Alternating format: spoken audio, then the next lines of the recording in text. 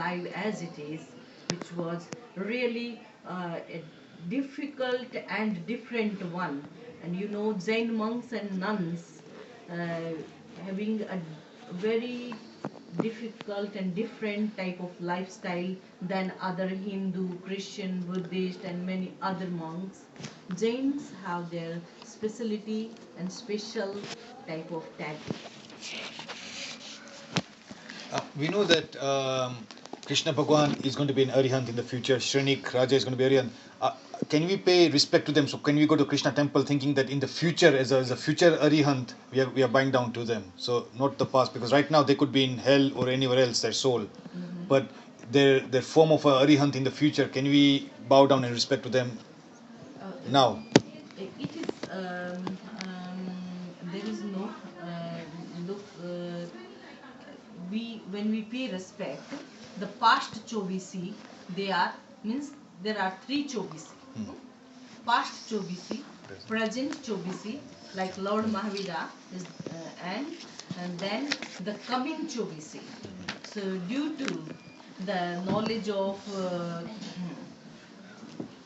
arhatas, and we have this knowledge that they will be in the future, but at present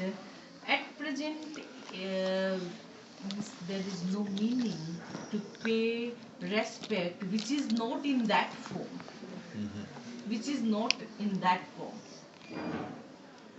Suppose you think that your boy become a sadhu in future, but right now he is not sadhu.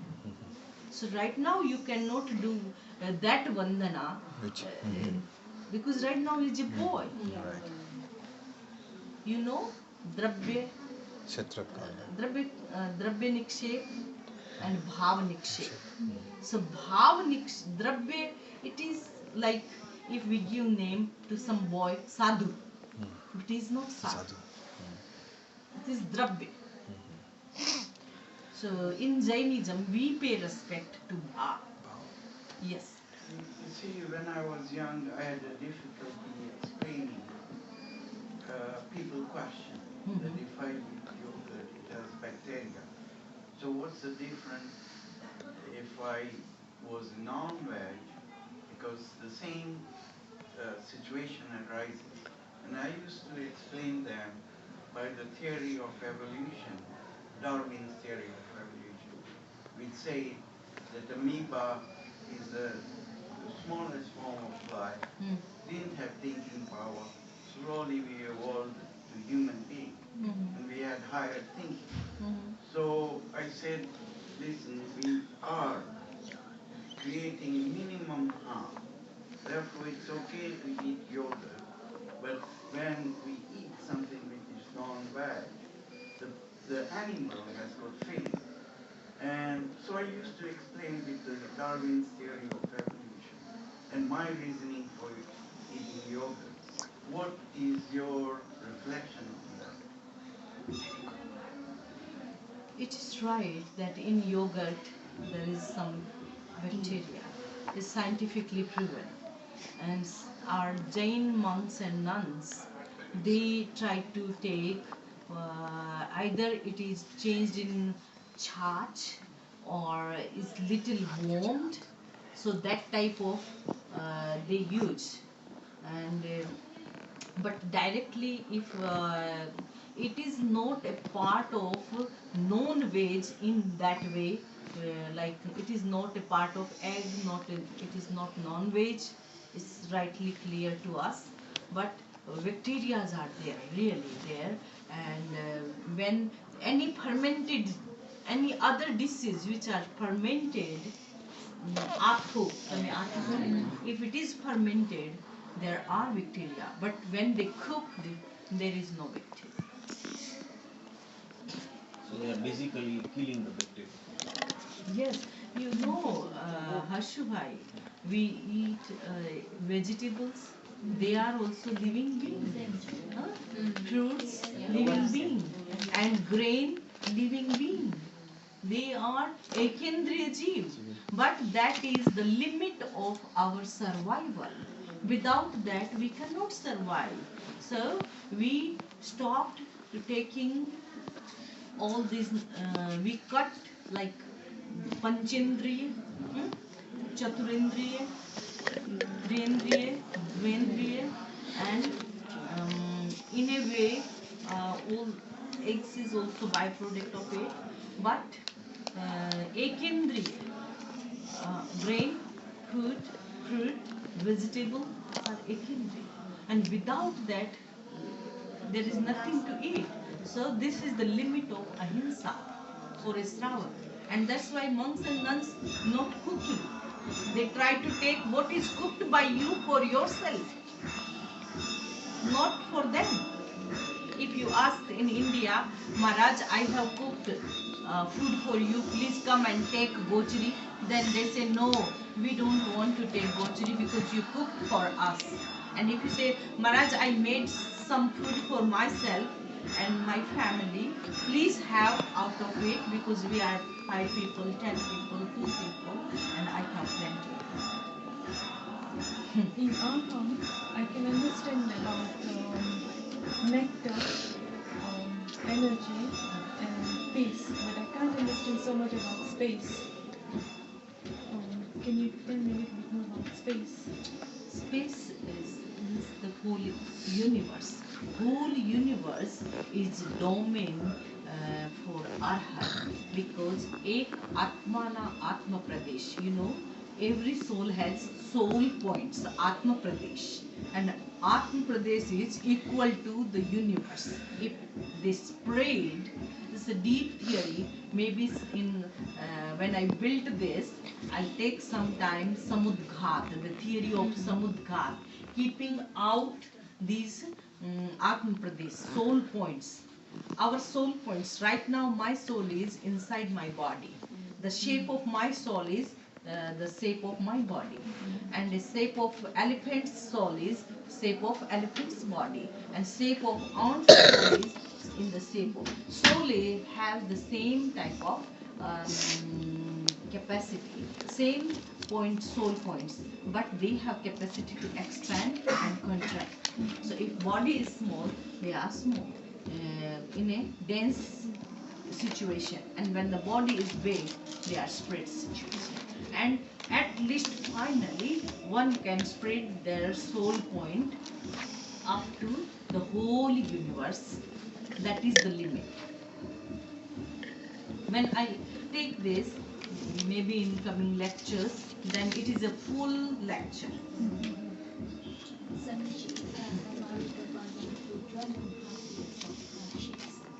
Yes, yes. Can you speak loudly? And Mavi Bhagwan went through the hardships for 12.5 years. And it was really like, we cannot imagine as a people, like a normal person, that he went through such a hardships. So what was that in him that kept him going? That Very good question. Arhat, during the life of Arhat, all Tirthankaraj have a special type of bone joint, special Sanganan that is known as Vajra Rishabh Naracha Sanganan. And if you have that Sanganan, you can bear all sorts of hardships. If someone is throwing from here to there, and you can bear, there is no fracture or no bone break. But our Sanganan is not that same sort of Sanganan. That's why if someone is falling down from 2 stairs or 3 stairs, unfortunately last few months ago, some Nipun have fallen down and her 3 bones broken. So, doctor said, oh, her calcium is so less. In the same way, our Sanganan is not the same Sanganan as the Lord Mahavira's Sanganan. During my masters, I wrote my dissertation, Human Body as a Means to Liberation. And especially I raised this point that today we don't have same sort of physical structure, bone joints, and the strong bone joints make the whole body strong. So Lord Mahavira had the highest powerful bone joints that named as Vajra, Rishabh, Naraj, Sanganan. And they have this like fitting, then a belt, band and nail in it. So very powerful bone joints. But apart from physical, also mentally, he probably was so sure that he can achieve Devagnan by going through this. Is that the reason he kept on going through? Yeah. One thing, physical structure was different, and mental power was different. And you see, he is to be a future Tirthankar. So his mental capacity, when his brother came in the first day of his Diksha, when someone is weeping, then he said, "Oh, I'll keep army with you." Then he said, no Tirthankar has taken any outer assistance. So it doesn't matter, whatever happen, I will bear myself. No problem. So it is the mental structure, physical structure, everything was so strong, so strong. So that means that we are just praying cosmic power, cosmic energy. Yes, and that's why last time we did Arham Mantra, Nyas of Arham Mantra on whole body. So let us conclude today's lecture with Arham. And when I recite Arham, you can join and try to put, like you are putting flower on the statue, on the 9 points of body, Navangi Puja. In the same way, you can put Arham on yourself. Arham, Arham, Arham, Arham. Araham, Araham, Araham, Araham, Araham,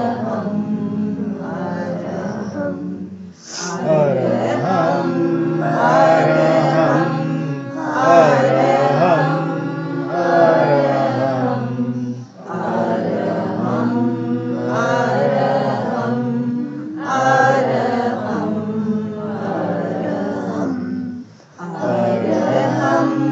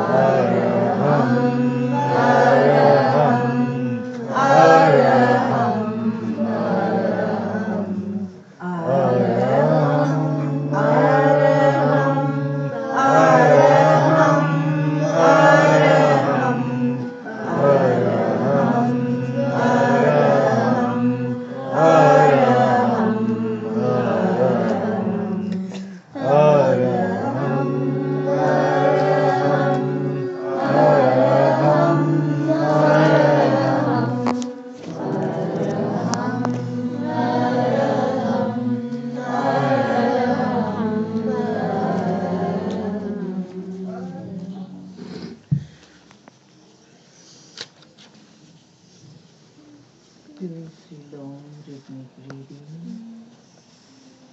You are taking energy from Arhat, Simandar Bhagwan in Mahavidya Kshetra is present, alive Arhat, living Tirthankar in Mahavidya Kshetra. I'm taking energy from holy rivers, the seed of nectar, or the seed of fire, activate my bioelectricity.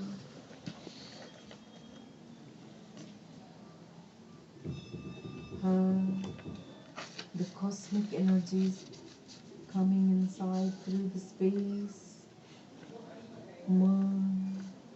I'm wrapped in the peace of Arhat. All around the peace is available. With every breath, I'm taking peace within me.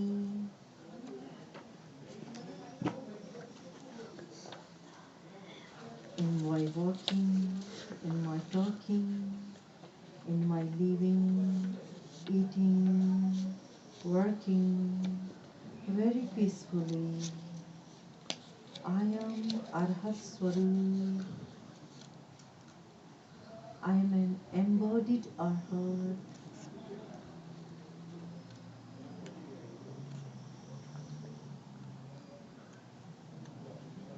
Arham, Arham, Arham, Arham. Om Arham, Om Arham, Om Arham. Rub your palms.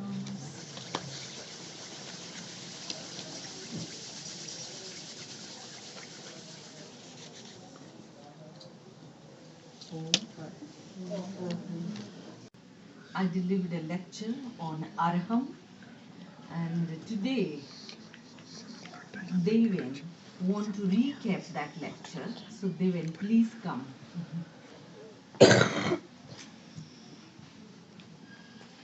Respected Swamiji Vandami Namansami, ladies and gentlemen, Jai Jinendra. This is a recap of Swamiji's last speech about the importance of Arham. Arham has 4 syllables, A, Ra, Ka, and Ma. A denotes the nectar, Ra denotes the fire, Ha denotes the space, and Ma denotes the peace. Arham is a powerful mantra. It represents Arhat. This is the seed mantra of the Navgar mantra. It improves our capacity. Let us recite this mantra every day. Jai Jinendra. Oh, Mara.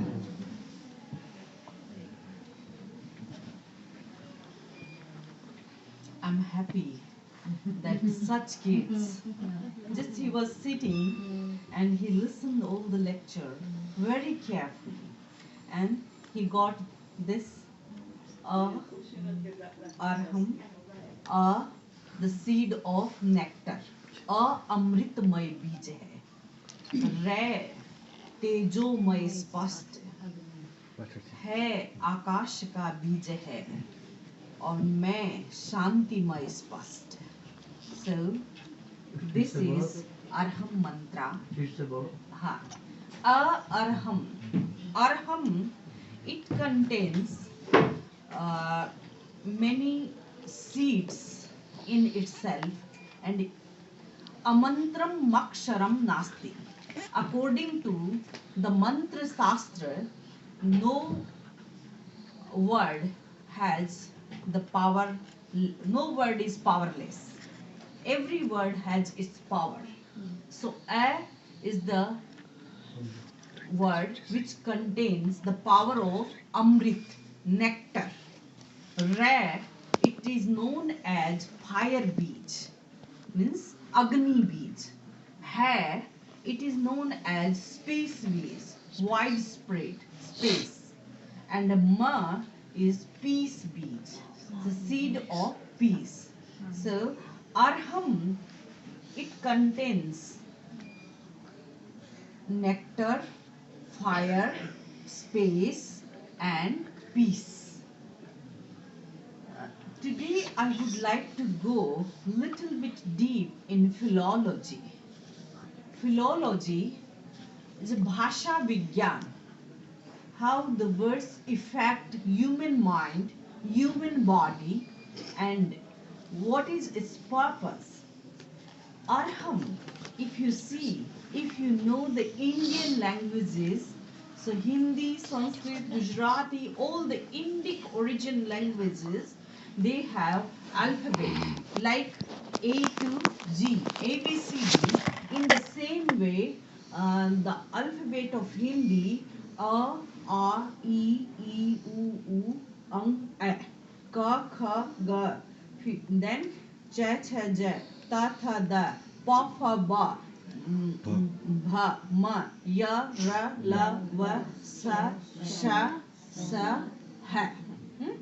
So you see the alpha omega. Arham contains in itself the alpha omega of the Indic alphabets. It starts with A, then Ra, and the Ha, and ends with Ma.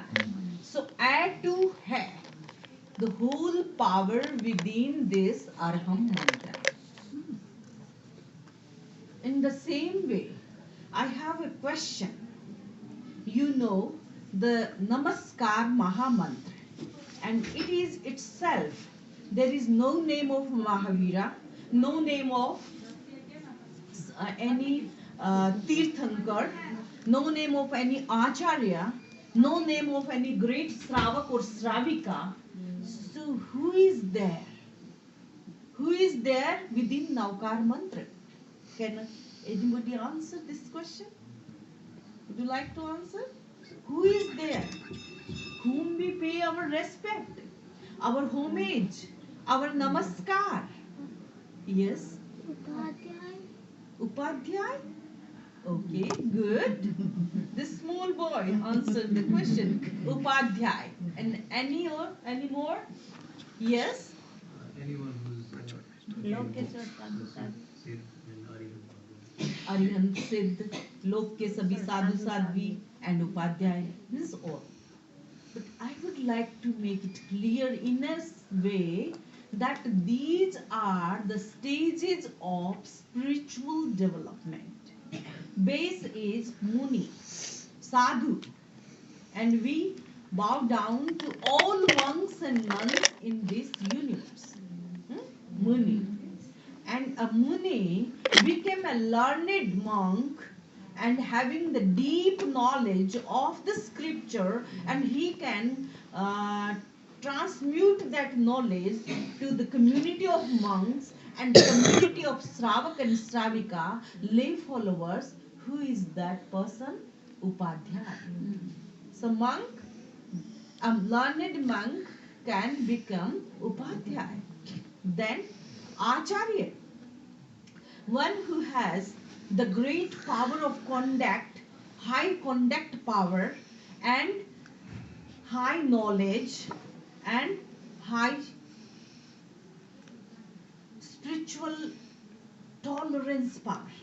Because being a Acharya, he have to keep a discipline on the monks and nuns.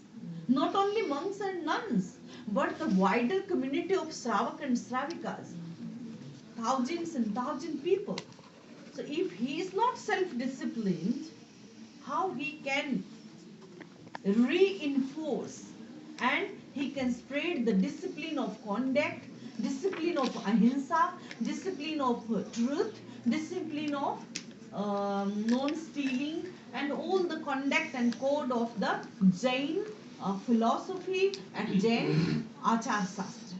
So he must be a powerful person in conduct, in knowledge, in oratory, and in the strength of physical, means all the type of capacity. So he can be a Acharya. So same Muni and Upadhyay and Acharya. And when he annihilates 4 karma, jnana, knowledge covering, and darshana varniye, means intuition covering, and ayushya, vedaniye, naam, gotra. So out of 8, he annihilates 4 karma. And these 4 karma, one who annihilates, and he became arhat. And that is arhat. And now the second syllable is Namo Siddhanam. So one who annihilate all the 8 karmas, means beyond the body, beyond the mind, and beyond all sorts of worldly existence, that is liberated soul. So it is a step by step development as a arhat and as a siddh. But we put in the Namo Siddhanam letter and Namo Arhantanam first. What is the cause behind it? Why we pay our homage, our regards and respect first to Arhat and then to Siddh? What is the cause behind it?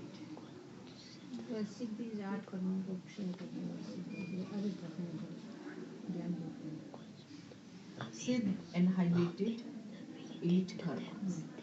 And Arhat is still in this world.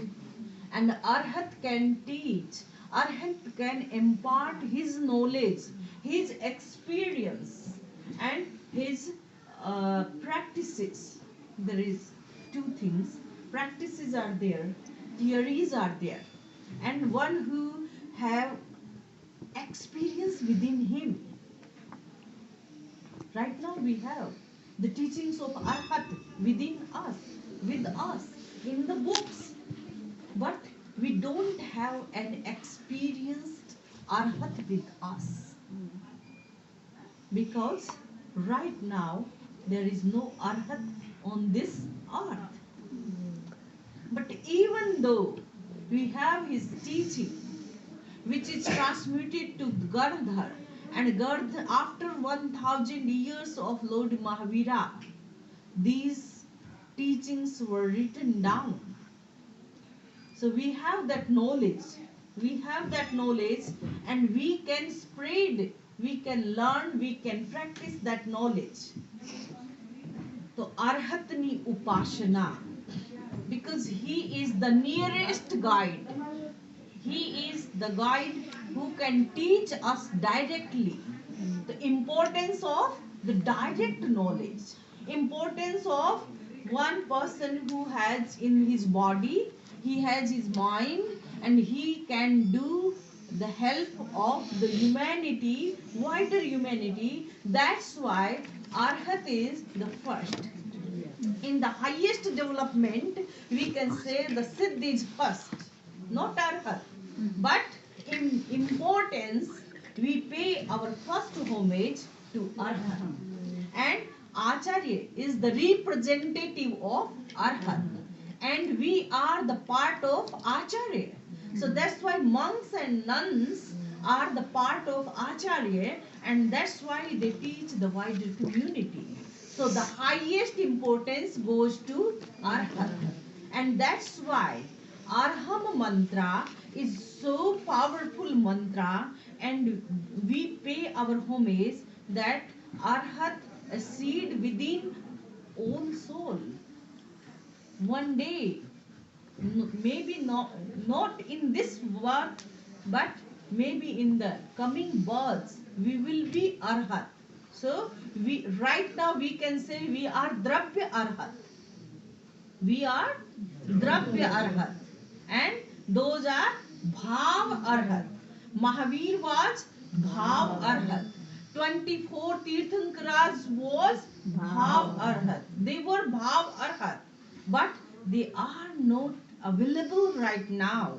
So we think Arhat is within us. Our soul has the same seed, same type of Bhavya Atma, and one day we will achieve our goal and destination. The final destination is Siddha, but the destination in a way in this worldly life, Arhat is our destination. So when we recite Arham, it means philological point of view, we take the whole energy of whole alphabet from A to Ha. So energy, whole energy within it. Fire is there, Amrit is there, and energy is there, peace is there, and wide space is there. What is written in Chandogya Upanishad, Yatha Pinde Tatha Brahmande. What is in macro level, that is on micro level. And what is in micro level, that is within like a seed in macro level. So, Arhat is the word Arham is the macro of the micro capacity of Arhat. So, we pay our homage to Arhat because it is the nearest source of knowledge, nearest source of power, nearest source of bliss, and nearest source of infinite knowledge. So, I pay my respect, pay my homage to Arhat. And if you have any question, now set the ball rolling. Now ball is in your court. Yes. Can Mr. Arhat make the laws of the Jainism? Yes.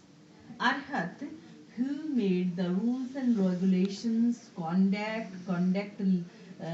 of conduct for Sravak, code of conduct for Sravikas, code of conduct for monks and nuns, what we follow today is made by some Arhat. Not written down by Arhat, because at that time the capacity of grasping was infinite. So, till 1000 years, Jain Agama, Jain teachings were not written, just orally transmuted generation to generation, teacher and disciple. And then slowly they felt, oh, it is the change of time and change in memory, and now we should write down, otherwise it will be lost. Who made law? Why don't the sadhus come abroad? Travel abroad, like there are so many deeds. You can be sadhu deeds coming here. Yeah, and this is also an important question. According to Jainism, Jain monks and nuns minimize the violence and follow the rule of ahimsa to a degree, to highest degree,